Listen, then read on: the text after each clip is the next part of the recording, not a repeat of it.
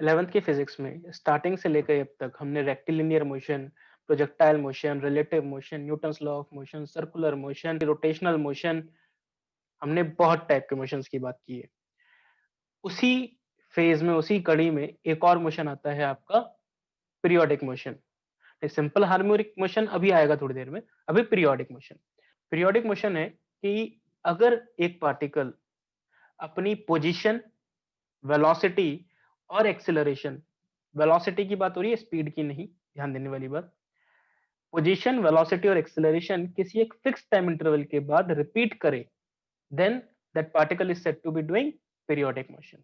Definition में लिखिए, when a particle moves such that its position, velocity and acceleration repeat itself after a fixed interval of time, then the particle is said to be performing periodic motion. सबसे अच्छा example, सन के चारों तरफ अर्थ का motion periodic है, या फिर अर्थ के चारों तरफ मून का मोशन पीरियोडिक है, या फिर और एग्जांपल्स देखो, आपके पास लेट्स से एक बाउल है, इसमें आपने एक बॉल को इधर शिफ्ट करके छोड़ दिया, क्या होगी बॉल ये?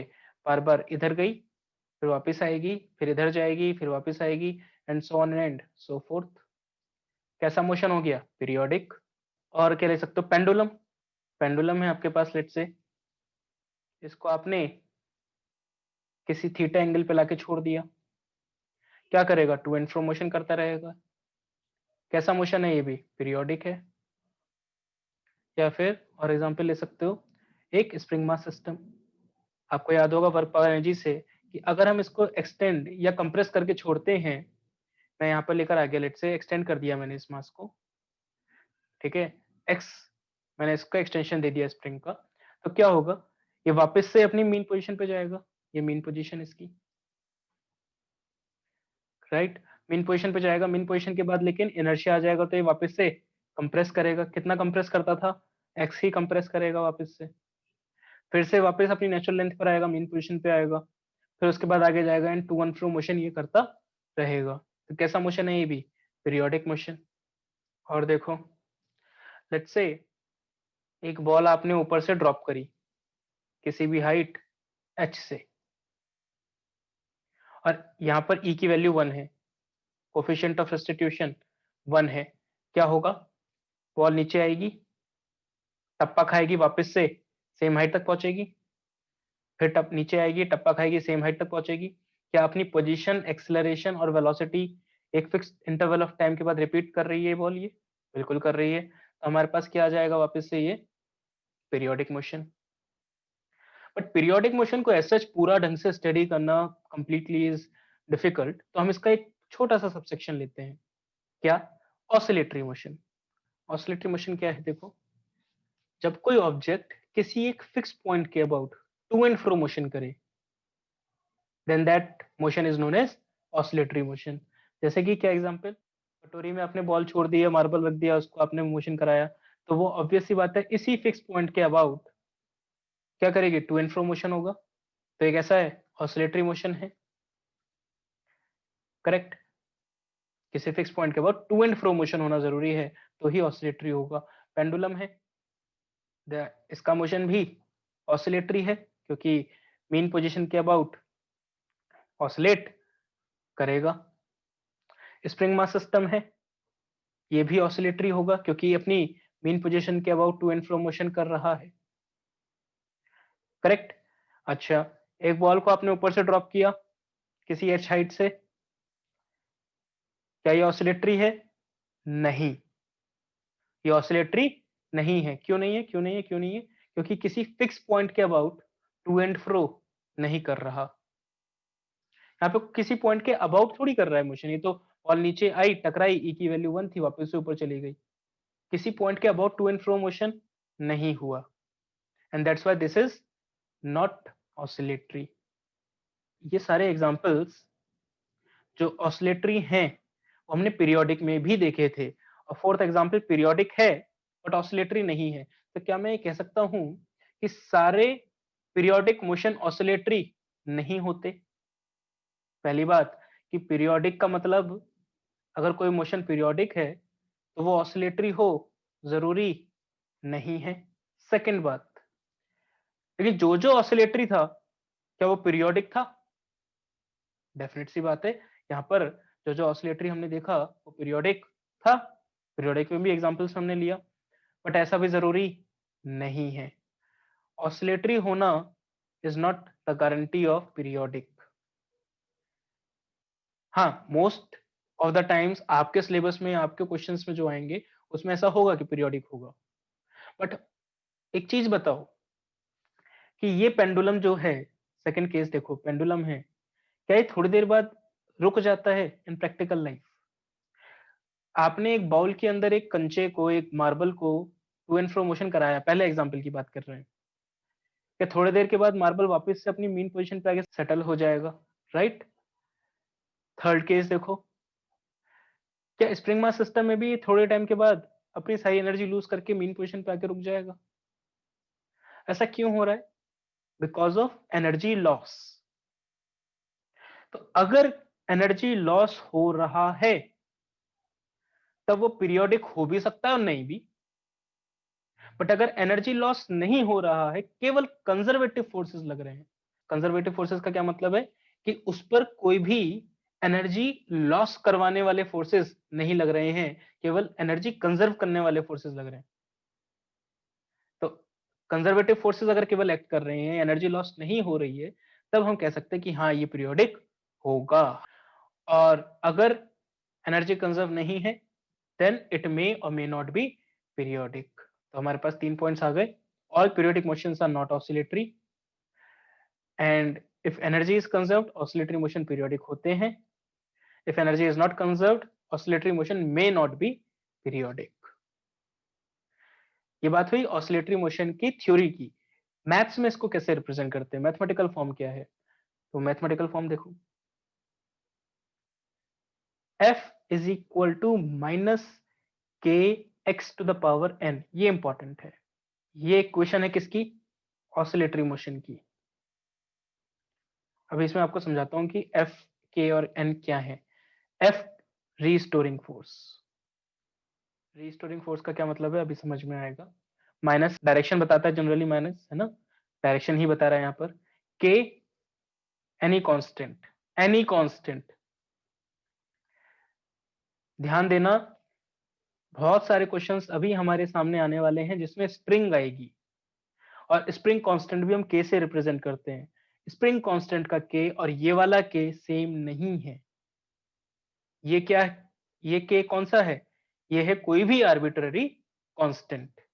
ठीक है, आर्बिट्ररी कांस्टेंट है जिसकी आप वैल्यू फाइंड करोगे, अभी आपको नहीं पता है। ठीक है, चलो एन क्या है? तो सबसे पहली बात तो ये है कि एन जो है, n should be odd integer, positive integer. वैसे तो मतलब ये कि n की वैल्यू 1, 3, 5, 7 ये हो सकती है। राइट, मतलब देखो, x की पावर अगर ऑड है तो हमारे पास f is equal to minus k x एक फंक्शन ये बना, f equal to minus k x cube एक फंक्शन ये बना। करेक्ट। अभी देखो ध्यान से, इसमें आपके पास कोई भी ऑब्जेक्ट है, लेट्स से ये उसकी मीन पोजीशन है। अब इसको आपने x लेके गए पॉजिटिव में, x लेके गए पॉजिटिव।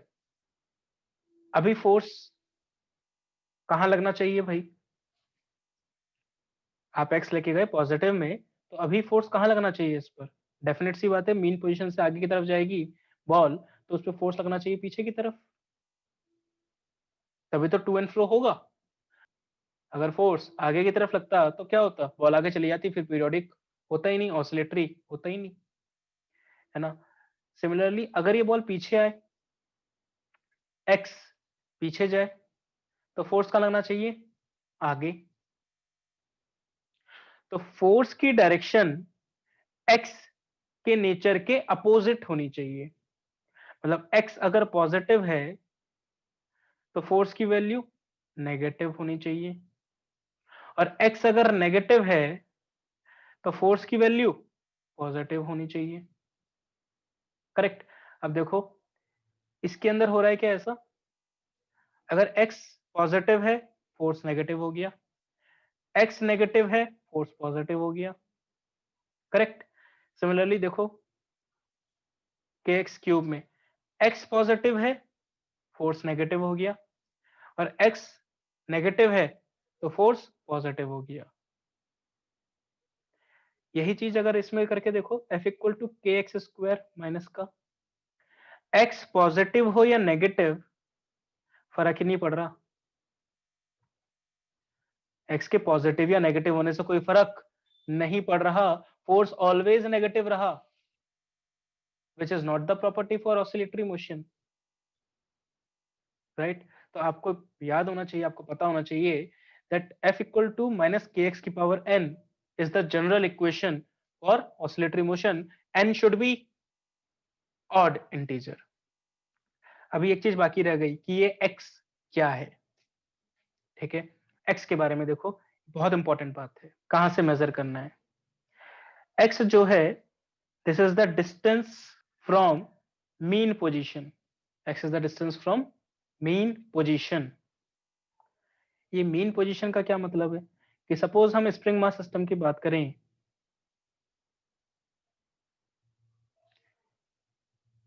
यही आपकी नेचुरल लेंथ है और यही आपकी मीन पोजीशन भी है।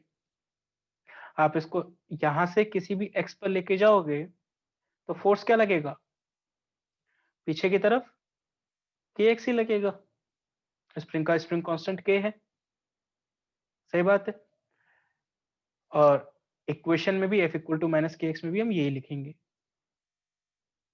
कंफ्यूजन कहां होता है, देखो अगर आपके पास ये स्प्रिंग मास सिस्टम ऐसे है,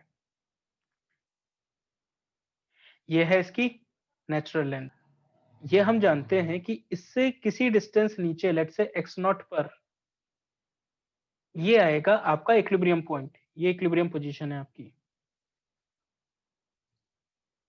इक्विलिब्रियम पोजीशन कहां पर है, जहां पर नीचे mg लगे, ऊपर kx नॉट लगे, kx नॉट की वैल्यू क्या हो जाए, mg के बराबर, x नॉट की वैल्यू क्या आ जाएगी, mg बाई k। तो अब ये आपकी इक्विलिब्रियम पोजीशन है। इक्वेशन के अंदर जो हम x लिख रहे हैं वो क्या लिख रहे हैं, इसके बाद कितना एक्सटेंशन आया। देखो अगर हम लगेंगे स्प्रिंग की इक्वेशन, स्प्रिंग फोर्स की इक्वेशन क्या बनेगी, F equal to minus k x not plus x, correct. हम जो फोर्स लिख रहे हैं, हमारा रिस्टोरिंग फोर्स क्या है, F equal to minus k x. ये x कहां से लिया है आपने, इक्विलिब्रियम पोजीशन से, समझ रहे हो। एक्स नॉट प्लस एक्स नहीं लिख रहे हैं हम ये नहीं देख रहे हैं कि कितना फोर्स लग रहा है, हम ये देख रहे हैं कितना नेट रिस्टोरिंग फोर्स लग रहा है। मीन पोजीशन या इक्विलिब्रियम पोजीशन या उस पोजीशन जहां पर कोई नेट फोर्स नहीं लग रहा था, वहां से x दूरी आने के बाद कितना फोर्स लग रहा है, that is our force, that is F equal to minus k x, that x we are going to talk about, ठीक है। कहां से, from the equilibrium position. This is a point which can create doubt in your mind, so make it clear कि spring के case में F equal to minus k x, ये x कहां से होता है, नेचुरल लेंथ से, और ऑसिलेशंस में जब हम F equal to minus k x लिखते हैं, ये x कहां से लिखते हैं, मीन पोजीशन से। मीन पोजीशन और natural length are not necessarily the same thing, ये बात क्लियर हो जाती है। चलो अब आते हैं कि ऑसिलेटरी मोशन का टाइम पीरियड क्या होता है। टाइम पीरियड का मतलब है कि एक पूरा ऑसिलेशन करने में मीन पोजीशन से आगे जाकर बॉल वापस आए, फिर पीछे जाए और फिर वापस आए, इस पूरे काम में कितना टाइम लगेगा। या स्प्रिंग मास सिस्टम है, इसको आपने आगे लेकर गए और छोड़ दिया तो ये वापस आएगा यहां तक, फिर पीछे जाएगा, फिर आगे जाएगा, एंड देन फाइनली अपनी ओरिजिनल पोजीशन पे पहुंचेगा। तो इस पूरे सफर में कितना टाइम लगा, that is time period. Time period की डेफिनेशन देखो क्या है, Time period is the minimum time interval after which a particle acquire the same position and same state of motion. Same state of motion मतलब same acceleration and same velocity. ठीक है, that is our time period. अच्छा, mean position से जो maximum distance particle चलता है उसको हम बोलते हैं एम्पलीट्यूड. एम्पलीट्यूड क्या होता है? Amplitude is the maximum position acquired by the particle from the mean position. Mean position, right, वो हमारा एम्पलीट्यूड होता है. एम्पलीट्यूड क्या है? It is the distance between equilibrium position and the extreme position, या फिर it is the maximum distance of the particle from the equilibrium position. Equilibrium position या mean position एक ही बात है. मीन पोजीशन से मैक्सिमम डिस्टेंस जितना चल जाए particle, that is the amplitude. या फिर इक्विलिब्रियम पोजीशन और एक्सट्रीम पोजीशन के बीच की दूरी. एक्सट्रीम पोजीशन का मतलब वही पॉइंट जहां पर क्या हो जाए, वेलोसिटी जीरो. अगर कोई पार्टिकल हमारा ऑसिलेटरी मोशन कर रहा है इस पॉइंट के अबाउट, उसे मीन पोजीशन बोलते हैं. यहां से पार्टिकल आगे गया, फिर वापस लौटेगा ना, तो जहां पर ये पहुंच के रुका उसको हम बोलते हैं एक्सट्रीम पोजीशन. और इन दोनों के बीच की दूरी को हम बोलते हैं एम्पलीट्यूड. मन में आता है सर पीछे भी तो जा सकता है, भेज दो. अब ये जो दूरी है, डिस्टेंस है, डिस्टेंस इज ऑलवेज पॉजिटिव. तो हमारे पास जो एम्पलीट्यूड है ना, इट इज ऑलवेज पॉजिटिव. और मीन पोजीशन से टू एंड फ्रो होगा और एनर्जी लॉस नहीं होगी, तो हमेशा दोनों तरफ की डिस्टेंस क्या रहेगी, सेम ही रहेगी. तो ये हुआ एम्पलीट्यूड. अच्छा, जो हमारा ऑसिलेटरी मोशन है वो भी एज सच उसके सारे बहुत सारे उसमें भी बहुत सारे केस बन जाते हैं, के एक्स पावर 3, के एक्स पावर 5, वो भी हम नहीं पढ़ते. पीरियोडिक का एक सबसेक्शन लिया ऑसिलेटरी. ऑसिलेटरी को भी हम पूरा नहीं पढ़ रहे हैं. ऑसिलेटरी दो टाइप के होते हैं, देखो. एक होता है वाइब्रेटरी और दूसरा होता है हार्मोनिक. अब पहुंच रहे हैं अपने डेस्टिनेशन पर. वाइब्रेटरी मोशन क्या होता है? जिसमें एम्पलीट्यूड कम हो और फ्रीक्वेंसी हाई हो.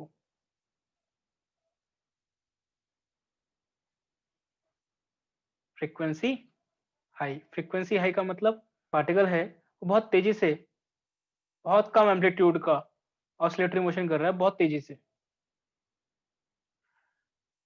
करेक्ट. उसको हम क्या बोलेंगे? Vibratory motion. और एक होता है हार्मोनिक मोशन. ये अच्छा है, देखो इसकी डेफिनेशन क्या है.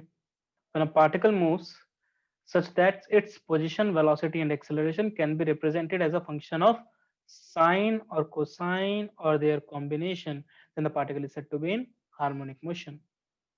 क्या मतलब कि अगर हम उसकी पोजीशन, वेलोसिटी और एक्सेलरेशन को साइन थीटा कॉस थीटा की फॉर्म में लिख सकते हैं, तो हमारा जो मोशन है वो क्या है? हार्मोनिक. क्या? जैसे suppose x is equal to, x is the x coordinate of the particle, उसको हम लिख रहे हैं a not plus a1 sine omega 1 t plus phi 1 plus a2 sine omega 2 t plus phi 2 plus a3 sine omega 3 t plus phi 3 plus a4 cos omega 4 t plus phi 4. या इसके आगे भी आप कितने भी चाहे उतना लिख सकते हो टर्म्स, कोई दिक्कत नहीं है. इसमें ये देखो कि ये ओमेगा लिखा हुआ है 4 बार, ओमेगा 1, ओमेगा 2, ओमेगा 3 और ओमेगा 4. अगले वीडियो में आपको पता चलेगा that omega is angular frequency और इसका फॉर्मूला क्या निकल के आता है. अभी आपको नहीं पता है. अभी के लिए आप मान लो कि ओमेगा इज द फ्रीक्वेंसी. देखो यहाँ पे कितनी फ्रीक्वेंसी है, 4 डिफरेंट टाइप की फ्रीक्वेंसी हैं. ए नॉट, ए1, ए2, ए3, ए4, ये सब एम्पलीट्यूड्स हैं. ऐसे मोशन को हम बोलते हैं हार्मोनिक. इसको सॉल्व करना थोड़ा खतरनाक है. इसको सॉल्व करना वाकई बहुत ज्यादा खतरनाक है, नहीं करते हैं. तो हम इसका भी एक सिंपल केस ले लेते हैं. इसका भी सिंपल केस क्या हो सकता है? हम कहते हैं देखो ओमेगा 1, ओमेगा 2, ओमेगा 3, ओमेगा 4 ये सब बराबर कर दो. बराबर हो जाएगा तो क्या होगा? वो हार्मोनिक मोशन से किस में कन्वर्ट हो जाएगा? सिंपल हार्मोनिक मोशन में। ठीक है, तो सिंपल हार्मोनिक मोशन की डेफिनेशन क्या हो गई यहाँ से? When a particle moves such that its position, velocity and acceleration can be represented as a function of sine or cosine or their combination having a single frequency। मतलब पिछले expression में omega 1, omega 2, omega 3, omega 4 बराबर कर दोगे, किसी omega के बराबर कर दोगे, तो हमारे पास क्या बन जाएगा वो एक्सप्रेशन? एसएचएम का। Correct, and that is SHM. SHM की जो बेसिक इक्वेशन जो बनती है वो बनती है F equal to minus k x की पावर 1। ऑसिलेटरी में तो क्या था? के एक्स की पावर 1, 3, 5 सब थे। हमने उसका भी एक सब केस लिया है। क्या? के एक्स की पावर 1। इसको हम सॉल्व करेंगे अगले वीडियो में। इस F equal to minus k x की पावर 1 से हम एसएचएम की स्टैंडर्ड इक्वेशन डिराइव करेंगे। तो मिलते हैं तुमसे नेक्स्ट वीडियो में।